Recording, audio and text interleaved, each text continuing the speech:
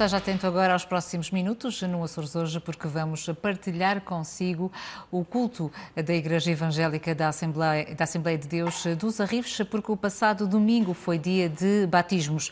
À semelhança do batismo de Jesus no Rio Jordão, a Igreja Evangélica mantém o rito como se fazia há mais de 2000 anos atrás. O Açores Hoje acompanhou este importante momento solene da Igreja Evangélica da Assembleia de Deus e esta tarde é nosso convidado, o pastor Samuel Antunes. Muito boa tarde, é um gosto recebê-lo aqui no Açores Hoje. Antes de mais, e também para percebermos as diferenças, como é que decorrem os batismos, este momento solene que vamos também testemunhar e confirmar nas imagens na Igreja Evangélica? Antes de mais, obrigada pelo vosso convite.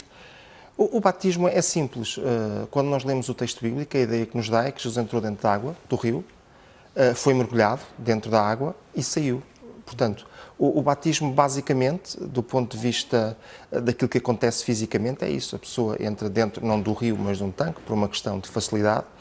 Não que por vezes não façamos em lugares públicos, como piscinas públicas, rio, até mesmo no mar. A pessoa entra Já aconteceu também? Já aconteceu, sim. E no passado era muito mais frequente. A pessoa entra dentro do espaço onde tem água, é mergulhada e sai. Fisicamente é isso. Depois tem uma parte espiritual que lhe está associada. E há essa preparação também espiritual antes do momento de receber o batismo? Exatamente.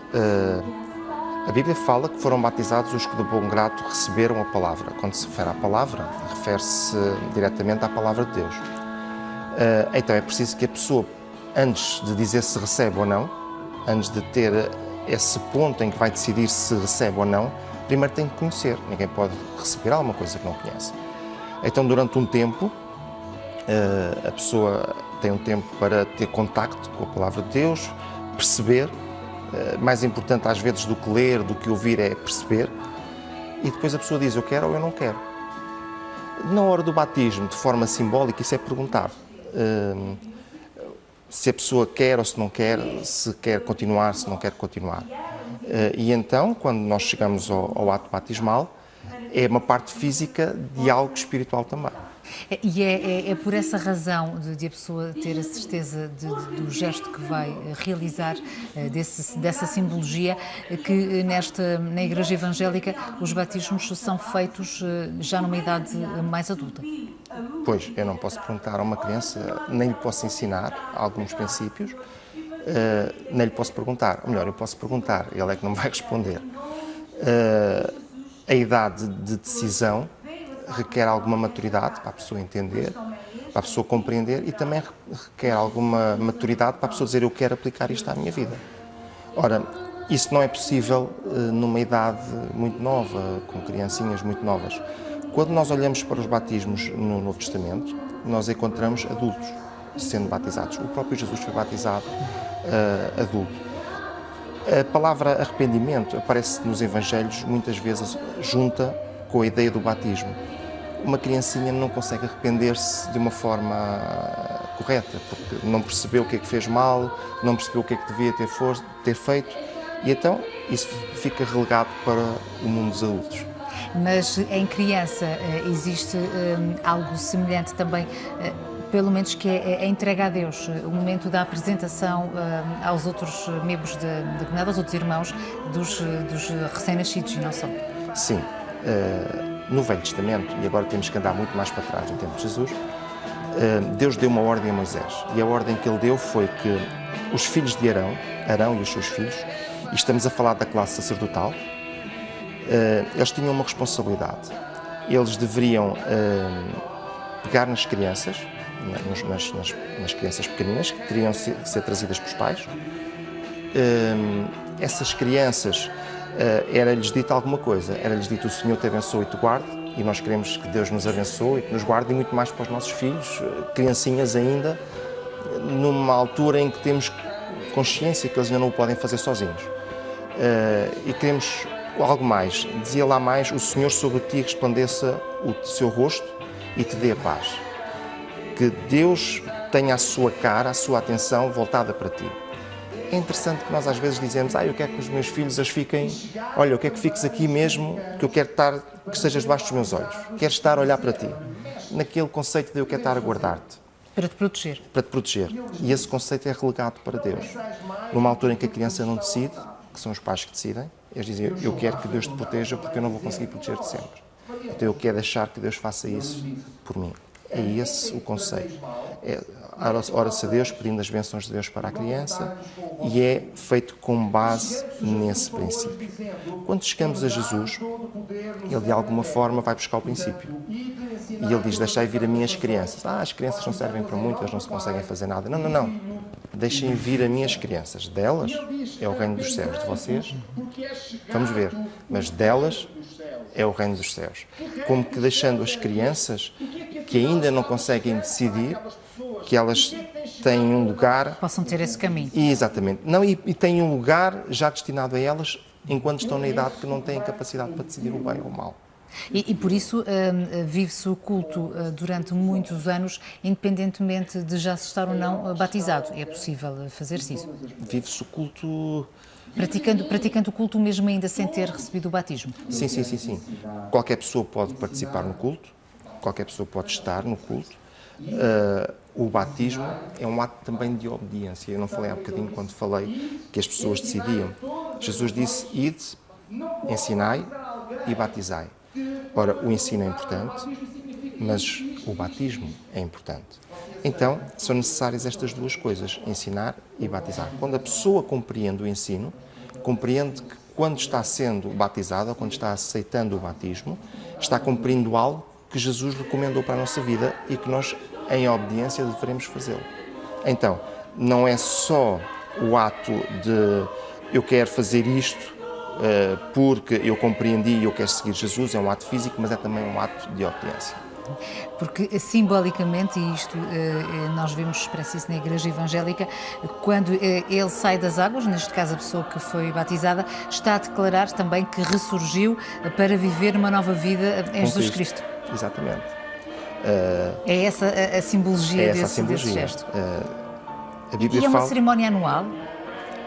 É uma cerimónia que nós marcamos quando temos um grupo de pelo menos 2, 3 pessoas, nós marcamos. E quantos foram batizados agora no domingo? Aqui no domingo, 4. Por exemplo, em Santa Maria, que nós temos uma congregação mais pequena, normalmente com 1 ou 2 pessoas já batizamos. Claro, aqui com um meio maior, normalmente batizamos um grupo também maior. E é o que estamos a ver precisamente agora, pastor Samuel Antunes, esse momento em que não se entra no rio, mas não tem, mas simbolicamente a ele remete, em que há este batismo de imersão. Sim, de imersão. Bem, batizar significa submergir. Disse há bocadinho, e muito bem, que o batismo também tem aquela ideia de ter uma vida que é sepultada e se ressuscita para uma nova vida. O momento mais alto da vida de Jesus foi a sua morte. Eu disse o momento mais alto da vida foi a morte, parece quase um paradoxo. Mas é verdade. Ele viveu para morrer por nós. Quando ele morreu, ele esteve sepultado, mas ele ressuscitou. Quando a pessoa é batizada, simbolicamente, ela está sepultando uma velha vida sem Jesus e está aceitando uma nova vida com Jesus, que supõe que ele faça diferença e mudança na vida do homem e da mulher. E ele vai ressuscitar para passar a viver essa vida. Portanto, esse é o simbolismo do batismo. Ora, o ato de imersão tem aquela ideia do mergulhar e do levantar. É como o ser enterrado e o ressuscitar. Portanto, tem um simbolismo aqui que está associado. Por outro lado, quando vemos os batismos no Novo Testamento, Jesus entrou no rio, foi batizado por imersão. Se formos ver a primitiva igreja, até uma fase relativamente tardia, eles sempre eram batizados por imersão, tanto que aparecem em comunidades cristãs antigas, alguns tanques, alguns até bastante rudimentares, mas que teriam certamente este efeito. E também as pessoas que são batizadas têm padrinhos ou testemunhas que acompanham este momento? Não. Os padrinhos e testemunhas têm os criancinhas, se quiserem, mas as pessoas adultas já não. Não porque, vamos lá ver, já estão conscientes. O simbolismo que está lá associado é diferente que o simbolismo dos padrinhos não faria muito sentido. A Igreja Evangélica tem muita essa presença simbólica nas cerimónias. Por exemplo, nos próprios casamentos, o momento em si da união é celebrado através da chama das velas, da azul e da rosa, que se fundem numa branca. Casos, mas é sempre a presença simbólica para demonstrar esses ensinamentos. Vamos lá ver. Esse ritual, como disse, não é presente em todos os casamentos e normalmente é uma escolha dos noivos. Mas é verdade que muitas vezes, quando nós vemos alguma coisa, temos mais facilidade em retê-la. Torna-se mais concreta. Mais concreta. É verdade que o princípio do casamento é que os dois se tornarão um.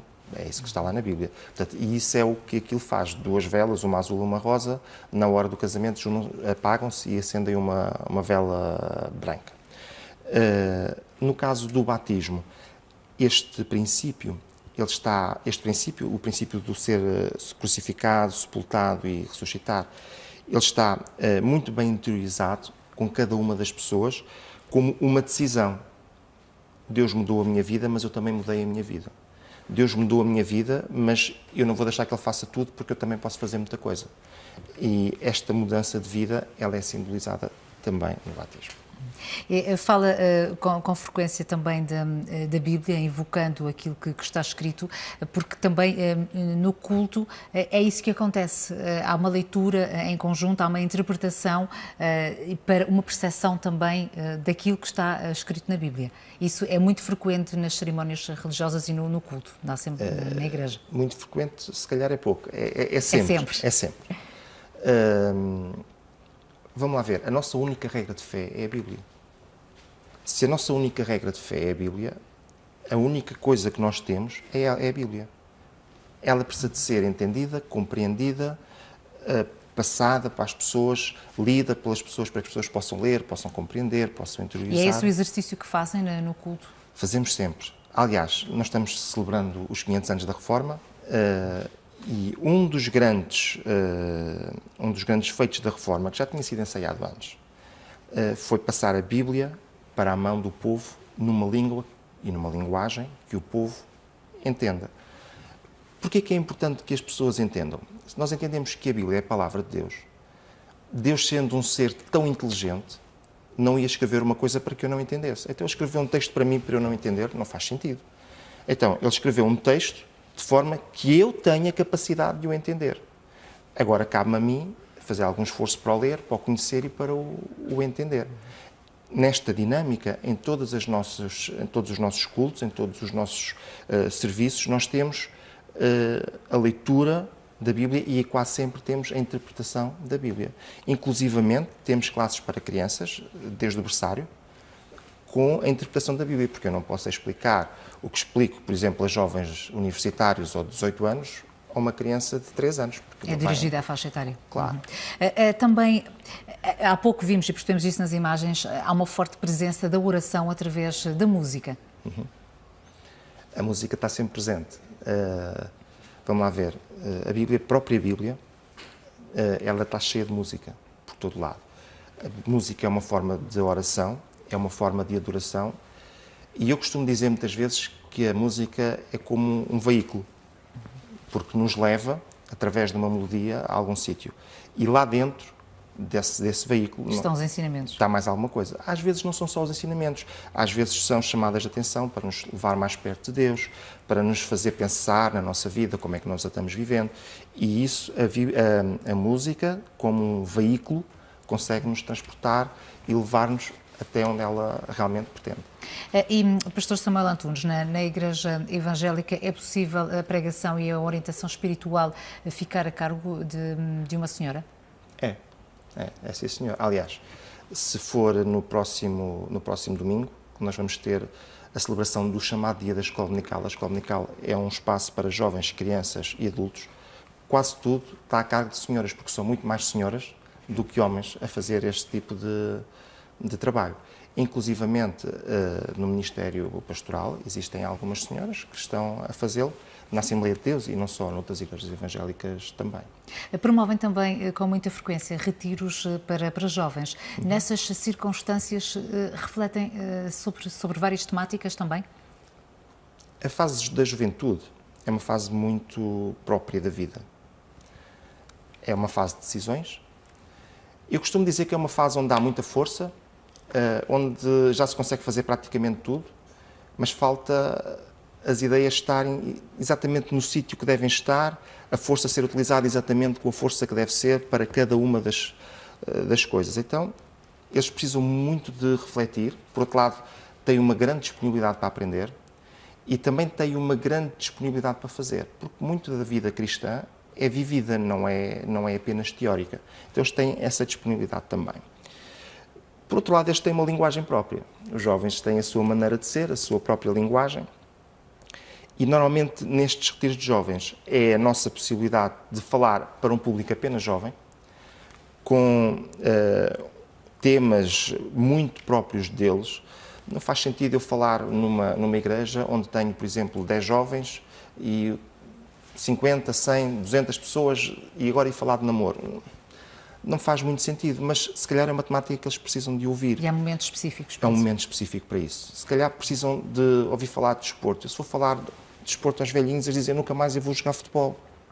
Mas se calhar os jovens precisam de perceber que parte da vida saudável deles passa pelo tempo que eles vão tirar para também cuidar da sua vida e como é que eles vão organizar o seu tempo. Precisam de se predispor para viver uma vida adulta, responsável, porque ser Mas isso cristão é também ser responsável. começa desde criança, porque existe algo que é o dia da escola dominical, também onde são passados esses ensinamentos, também conforme, de acordo com as faixas etárias. Sim, e isso nós começamos a ensinar logo ali, 8, 9 anos, eles precisam de perceber que são cidadãos, como cidadãos devem ser responsáveis, são pessoas que vivem aqui e como vivendo aqui, eles devem de viver como se Jesus estivesse a viver a vida deles. E isso passa por uma vivência responsável. Eles têm um corpo para cuidar, se o estragarem, têm uma fatura para pagar a seguir, e eles têm tudo isso na sua mão e são sempre eles que decidem. Porque a questão que está aqui... Torna-os mais responsáveis também. Sim, mas se nós não dissermos que eles decidem, eles vão decidir na mesma, porque eu nunca irei decidir por eles. Então, eu preciso lhes explicar tudo, para que quando chegar à altura deles decidirem, eles poderão tomar melhores decisões. Permita-me que lhe faça uma pergunta que eu sei que vai ser complexa, mas também no qual eu lhe pediria que fosse, de certa forma, breve, Pastor Samuel Antunes. Também não parte precisamente da vida de Cristo e da devoção a Cristo, da Igreja Evangélica. Quais são as grandes alterações ou mudanças relativamente ao catolicismo? Eu sei que é uma complexo e as respostas seriam variadas, mas qual a grande distinção? Olha, há uma distinção muito rápida. Uma das distinções que tem é que nós não adoramos nenhum tipo de imagens. Se entrar numa igreja evangélica, não vai encontrar nenhum tipo de imagens. Uma segunda distinção, isso é uma das áreas até que é muito abordada na Reforma, é que você não vê lá nenhum crente ir lá confessar-se. Não há confissões? Há confissão.